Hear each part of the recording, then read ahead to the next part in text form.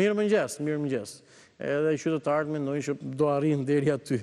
Përshëndetje zotëri. Mirëmëngjesi. Ju dëgjoj me vëmendje dhe me kënaqësi, uroj ditë të mbar, më thuaj. I jep për ju përshëndes për emisionin. Desha vetëm një pyetje, mund të mbajtë shori pak më lart. Pse kush ka mosh 7 vjeçare nuk i bojnë këtë check-upin? Check-upin.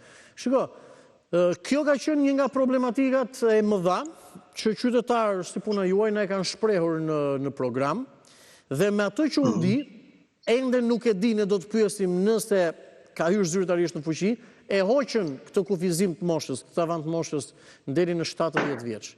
Besoj mund të jetë edhe në fuqi, por unë di që e kanë hequr, sepse kemi përcjell si informacion.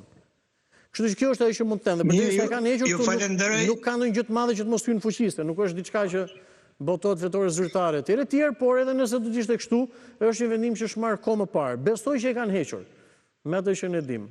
Por do ta vërtetoj. Ju falenderoj për emisionin. Mirupafshi. Faleminderit për telefonatën. Nesim edhe me një tjetër opinion, sepse koha dhe minutat fakt edhe po fluturojnë, por e marrim edhe një tjetër mendim. Gjithmonë them, sepse me zotrin që telefonon nga Pogradeci për nga zona e Mogrës, që tha edhe për këto çështje thani nuk jemi specialist, nuk jemi ekspert etj etj. Unë gjithmonë them që në këtë program, secili për tema ndryshme, për çështje të aktualitetit do që na shqetësojnë, japim mendim si qytetar. Më pas ne shpjegojmë diçka apo gjithçka edhe me ekspert. Kështu që edhe për këtë ndryshim të kodit penal ne pas pak do të kemi një avokat për të diskutuar, pra le të themi edhe më profesionalisht, por secili mund ta jap një mendim.